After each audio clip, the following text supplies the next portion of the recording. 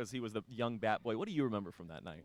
Well, hey, all I remember is my mom giving me You got in trouble? a lot of grief. Oh yeah, and my mom reminded me that she's my mom, and she had asked me not to, let him be the bat boy that year.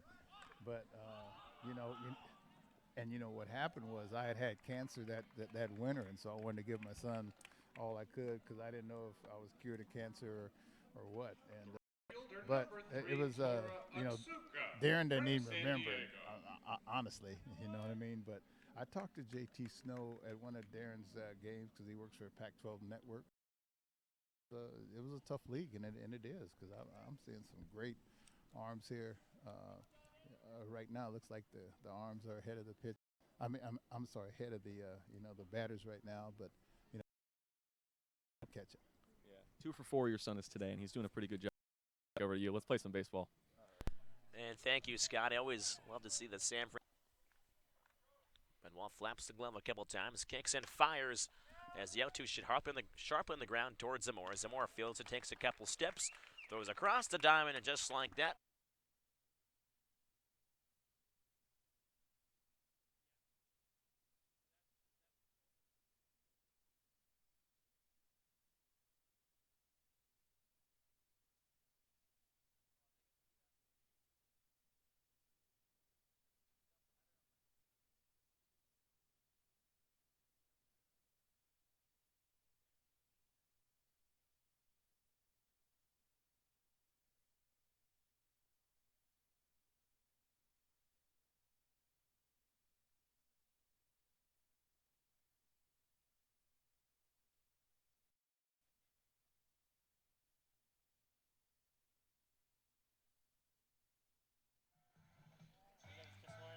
Wareham, 4 runs, 10 hits. That's from Marcano. Fergus Bianchi runs off the plate for ball 1. Fauber's trying to score a run here and retire the next 3 gatemen and get out of Wareham. As 1-0 pitch is foul tipped in the mid of Juan Guarena. Count is 1. Borton and the Orleans Firebirds organization leaving the broadcasters and the media team hungry after this game. There is some Minervas waiting, we've been told. There's the 1-2 pitch. Jess misses down in the zone and gets some oohs and ahs from the Wareham faithful here. As Marcano misses and Marcano goes down on strikes. So 1 down here in the top of the pair of walks since that 4th inning. First one cut on and missed so far. Strikeouts and reached on an error back in the 4th. He came around to score though. 0-1 to pitches at the knees. For strike 2, 0-2 on the right fielder from Tennessee. Steps out for a second and really trenches that back right foot on the right-hander's batter's box. Fleming works the 0-2. Fastball runs off the plate. Count 1-2. Again, nobody on, out here on the top of the 9th game. The 1-2 from Fleming. Fastball, strike 3 call. Daniels goes down looking, and there are quickly 2 outs here in the top of the 9th. This top half of the inning. It's going to have to happen quickly. And a fastball for strike. Do you leave Donovan Benoit in there with the game tied, who looked great in that 8th like he has all summer long, or do you go to the closer in a tie game?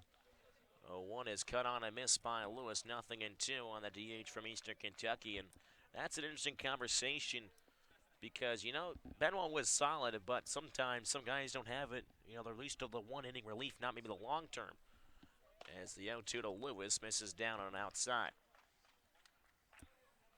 And Prowell's a guy that, is used to the high leverage situations, and he's a closer, so. And if you use Pramwell, let's say you take the lead in the 10th, then who are you going to put out there? As the 1-2 pitch to Lewis is laser down the right field line. It's going to drop in towards the corner. Running up against the wall, Lewis running around second and hold up there. A sharp, aggressive turn, but Jamie Quinn pumping the stop sign.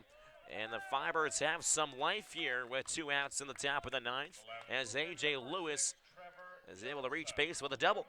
Yeah, no need to get thrown out at third base. Lewis has plenty of speed, will probably score in a single if the... Halfway went around, low appeal towards the first base. Umpire Tyler Bullock, and they said he went around. It's up to Cam Guangarena to either start a rally here or we're going to extras.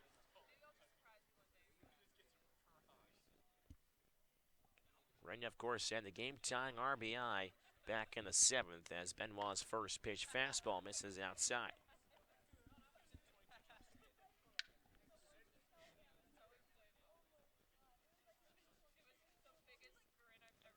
Benoit from the windup once again as deals the 1-0 pitch once again.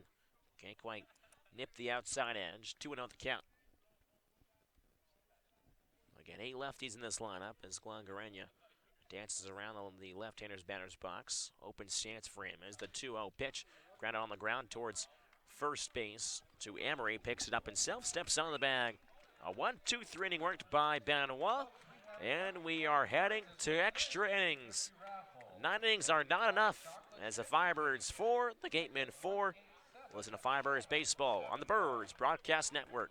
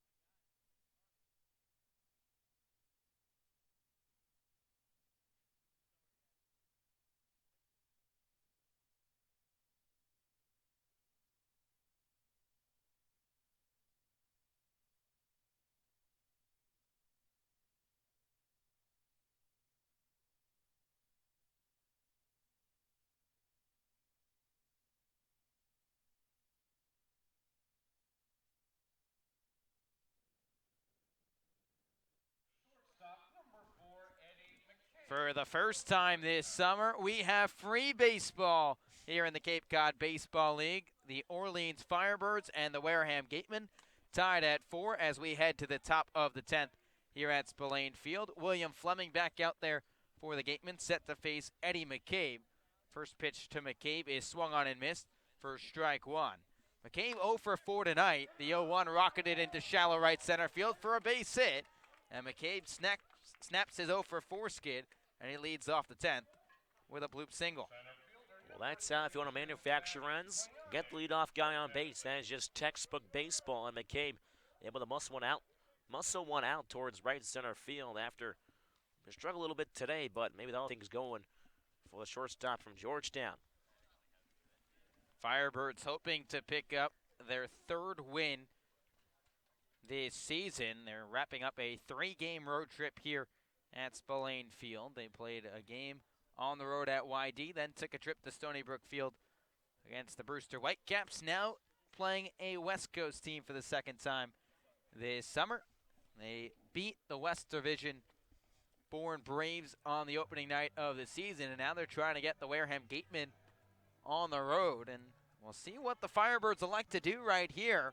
You've got Eddie McCabe on first base, and I'm sure that's what the Gatemen are discussing on the mound. And then you also have Max Troiani, who's arguably been the Firebirds' best hitter all season long, despite being 0 for 4 tonight.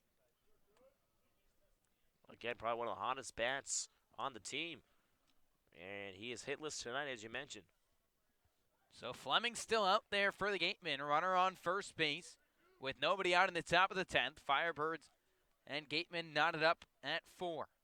Triani digs in from the right side. Fleming set from the third base side of the rubber and tosses over to first base to check on Eddie McCabe. Triani reached base in 8 of his first 12 plate appearances. Hasn't reached base all night. He's got 1 RBI this summer. First pitch to Triani. Fastball swung on and fouled near the Orleans dugout for strike 1. This past season at Bentley, Triani 9 homers and 29 RBIs. All-conference first-team selection. Is someone who can hit the ball a long ways. Second in the conference with those 9 homers in a wood-bat league. He's used to handling the stick from the right side. 0-1 pitch. Fastball, that's fouled, and it's 0-2.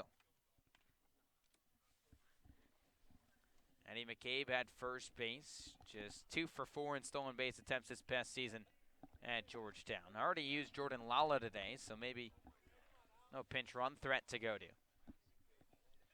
0-2 pitch. Fastball skied behind the dish and out of play. And we'll do it again. David Ovidio waiting on deck for the Firebirds. And now it looks like Zach Kokoska will come out from the Birds dugout to potentially pinch hit for Orleans. Ovidio is still standing in the on-deck circle, but Kokoska right in front of the dugout. 0-2. Fastball that Triani fights off, and we will do it again. Maybe they're playing some mind games with Jerry Weinstein down there because maybe they'll bring in a lefty or something. I don't know. Ovidia is in the on-deck circle. Then you have Josh Zamora, who's in the hole behind him about 10 feet. And then to the left of Kelly Nicholson is Zach Kokoska trying to time up Fleming. 0-2 pitch just misses outside, and the count's 1-2. It is June baseball in Wareham for sure. Firebirds 4, Gateman 4. Runner on first with 1 out here in the top of the 10th. Fleming set at the belt. Here's the 1-2. Fastball up in the zone that Triani gets a piece of, and we will do it again. Next couple hitters in this lineup, too, got some really power. They can shoot the gaps out here in the outfield or pulling over the wall. So, especially with McCabe off at first, this is the time to strike if you're the Firebirds. McCabe sizing up Fleming on the mound. Fleming shakes off the sign. Now comes set. Big right-hander from Wake Forest. Walks and fires 1-2. Fouled down the right side. First baseman Thomas giving chase. He runs out of room. Unable to make the catch up against the railing. And the count remains at 1-2. Yeah, didn't have enough time to feel for the fence down there, so kind of slowed down toward when he got towards the fence. And it would have been a tough play anyway. Tough play for anybody down there on the first base side. McCabe takes a glance down over at Jamie Quinn coaching third base. Gets the sign. Fleming comes set. 1-2. Fastball that once again. Triani deposits out of play, and we'll do it again. Well, Triani really put up a good battle here. Working against Fleming. We'll have to see. It's a war of attrition right now. Who's going to give in? Firebirds and Gateman knotted up at 4 here in the top of the 10th. Game number 4 of the summer for Orleans. And Fleming a snap throw to first base to check on McCabe, but he steps back in. Again, Jordan Lala, who you would think would be prime customer number 1 to be a pinch runner, already used in this ball game by the Firebirds. 1-2. Breaker that Triani can't catch up to, strike 3. Had a good battle with Fleming, but Fleming gets the best of him. And there's 1 away here in the 10th. Like that time, Fleming finally got to get the fastball by Triani. So it looks like the Gatemen are going to make a pitching change as Jerry Weinstein comes out to get the baseball from Fleming. And it looks like the Gatemen will go to his southpaw with Zach Kokoska coming out of the dugout. We'll see if he was officially announced into the ball game. That remains to be seen, and it doesn't appear that way. So it looks like Kelly Nicholson could stay with David Ovidia. If needed, we're going to send it down to our sideline reporter, Scotty Gaines. Scotty, what's going on? So, yeah, I mean, it was just kind of interesting. I saw the 2 guys hitting on deck, of course, the lefty and the righty, and so I just thought it was kind of interesting to go and check out what it was. And it looked like Kokoska was going to go up and bat as Kelly Nicholson sent him up there to the box, and then with the pitching change, you noticed that a lefty was coming out there, and so he grabbed David Ovidia, who had already taken his helmet off in the dugout. Hey, David, put your helmet back on. You're going to hit. It's a lefty. So, you know, just baseball, 2 coaches going at it here in the 10th inning. Fun to watch, guys. It's an exciting game. It's a late night, but we're feeling good. We get some more baseball.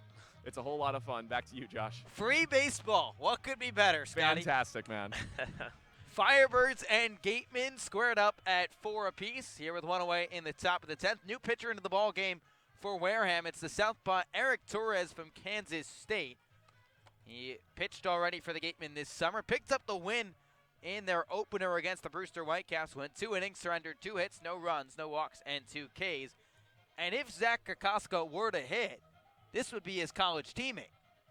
I mean, we were talking about Jack Winkler and Rob Emery when Emery was catching, and then Winkler was at bat, but this would be something else. We see it all the time happen on the Cape where college teammates go at each other, but it's always much more, it's a lot more fun to watch when it's in extra innings and a lot more is at stake. So it would have been something fun to watch, but Avitia, when Kelly said, hey, when Scotty said that Avitia had his helmet off, well, Avitia doesn't use batting gloves, so pretty easy, just put the helmet back on, you send him back up there, time some pitches. So some guys got to fumble around with the batting gloves, put them on, strap them on, put the helmet on.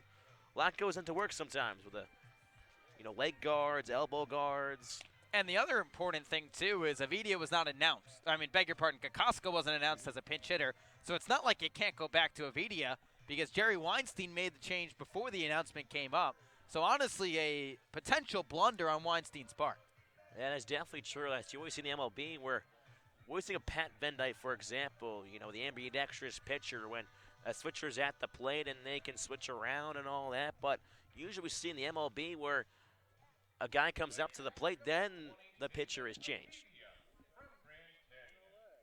So David Avidia will be the batter, still hitless in his Cape Cod Baseball League career. Going to try and come up with a big base knock right here. He's 0 for his first 7 to start the summer. McCabe's on at first with 1 away here in the top of the 10th. Firebirds and Gatemen tied at 4. Southpaw Torres working from the first base side of the rubber and now steps off. Avidia this past season at Grand Canyon just batted a .198, 4 homers and 29 RBIs. He's known more for his defense, and he has showcased it so far in the early parts of this summer. Has been highly regarded as an excellent pitch framer behind the dish. I don't think a single pitcher on this staff has not made notice of that because they have loved throwing to David Avidia, but now he needs to get it done with the bat. McCabe being held on at first base by Andrew Thomas. The southpaw Torres staring right at him. He's set at the chest. His first pitch of the night home. It's a fastball that misses low for ball 1. This would be Raymond Gill's spot. He was pinch ran for in the 8th inning with Jordan Lala. So Gill out of the ball game. Birds just only a few options on the bench. Zach Kokoska, a left-handed bat Orleans could potentially go to. 1-0 pitch. Breaker misses low, and it's 2 balls and no strikes. Other than that, really the only bat they still have left is Cameron Fields, the two-way player from Texas. I think they've used up every other position player, and Orleans' roster is still not at full force yet, with Super Regionals just wrapping up a few days ago and the College World Series beginning tonight. 2-0 pitch. Fastball catches the inside corner, and it's 2-1. And Fields, he hasn't had a lot of ABs this year at Texas either, so it'll be asking a lot from Fields to come in and try to deliver a base hit. That's it. Some tough decisions for Kelly Nicholson to make. 2-1 pitch to Avidia. Fastball cut on and missed, and it's 2-2. Orleans 4, Wareham 4. Runner on first base with 1 out here in the top of the 10th inning. Firebirds looking for a big base knock here from David Avidia, who came in for defensive reasons in the 8th inning. 2-2. Breaking ball drops, just misses inside, and the count runs full. And now if you're Kelly Nicholson, do you send Eddie McCabe from first base? Yeah, that'd be interesting too, but could be a strike him out, throw him out, and that'd be the last thing you would want to end the inning. So McCabe extending his lead over at first. He's going. Torres throws over to first base. Thomas is thrown down to the shortstop. Sems has McCabe picked off 1-3-6. And McCabe was moving on first movement, and there's 2 outs. Well, that was an interesting sequence of events there. McCabe taking off, but Thrown over towards first base, and McCabe gets picked off. Firebirds is trying to manufacture a base, or beg your pardon, a run in this inning. You can't fault them at that, especially with the bottom part of this lineup coming up. Payoff pitch. Fastball cut on and missed, strike 3. Southpaw Torres comes in, gets his job, picks off McCabe, and fans David Avidia to end the top of the 10th. Wood to the home half. Firebirds and Gateman playing some free baseball here at Spillane Field. We're tied at 4 apiece. It's a Firebirds baseball on the Birds Broadcast Network.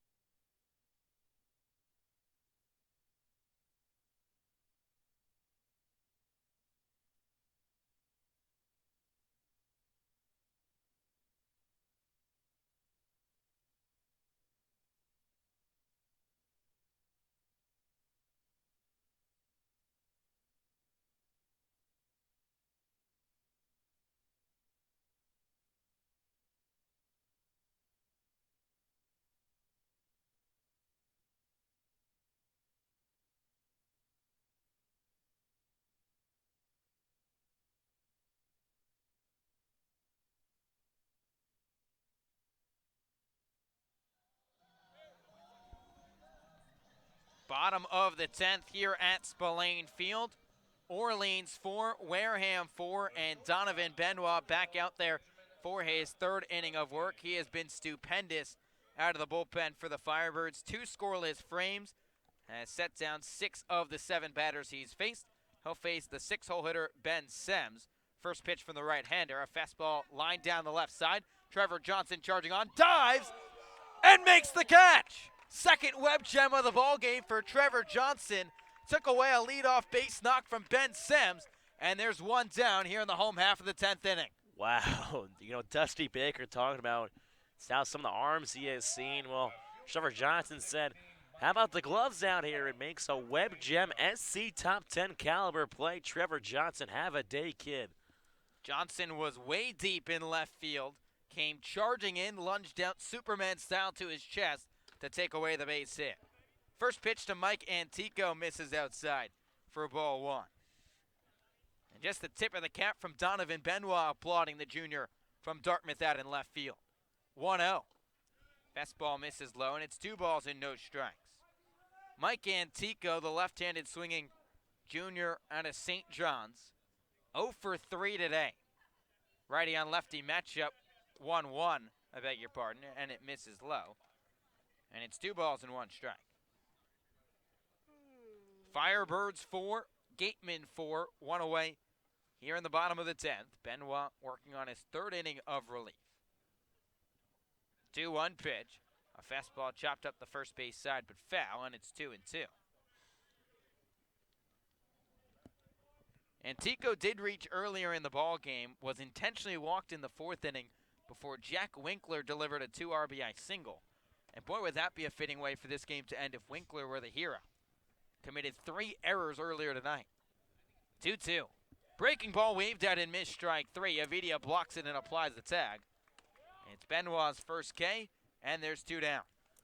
Benoit has looked sharp all night long and is now in his 3rd inning. He's been a guy that's kept the Firebirds in this game. Obviously, we mentioned the offense hasn't been there, but the bullpen for the Firebirds definitely has been. And Benoit's been a big part of that.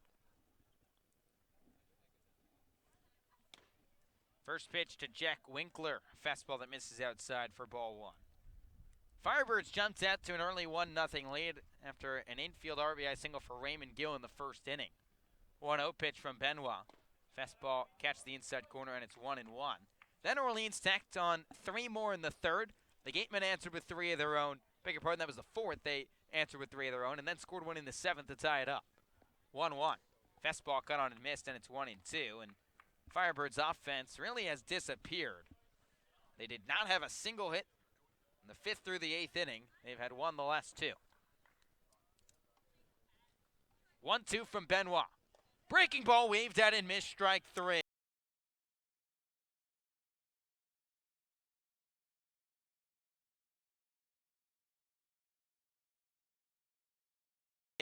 Another scoreless frame for Donovan Benoit. He's retired the last 7, and we will head to the top of the 11th here at Spillane Field with the Birds and the Gatemen tied at 4. You listen to Firebirds baseball. We will not head to the 11th. We will call it a tie. So we will not go to the 12 innings that we've played here on Cape Cod before. We will call it a tie after 10. So the Firebirds pick up their first tie of 2019. A 3-hour and 4-minute tie as the Birds, who led 4-0, cannot hold on for the victory. Well, let's say tying's like kissing your sister sometimes, and that's exactly what has happened here after 10 innings. I believe it is a new rule now, not the 12. It's not 12 in it's 2019. the 10 innings anymore. Last year was 12, so now it is the 10 innings, and again, it's just something that the Firebirds, again, coughing up a little bit of a late lead, but they will try to come back again. They'll be back home tomorrow against Brewster, so we'll have to see if the Firebirds can try to get back in the win column. But, I think, again, a similar game to what they played against Brewster on Wednesday, when just a couple of miscues really led to most of the runs for the Firebirds. Again, just 5 hits in the game. They scored 4 runs, 3 errors for both sides, but the Gatemen may have had more opportunities. They had 10 hits in the game. Orleans scores 4 runs on 5 hits, 3 errors. The Gatemen 4 runs on 10 hits, 3 errors. There is no winning pitcher. There is no losing pitcher tonight. Obviously, Orleans advancing. Guess you could call it advancing, right? To 2-1-1 with the tie. And Wareham goes to 1-1-1. Scotty Gange will be chatting with Donovan Benoit, the right-hander from Santa Fe, who got the Birds this tie. 3 scoreless innings out of the bullpen.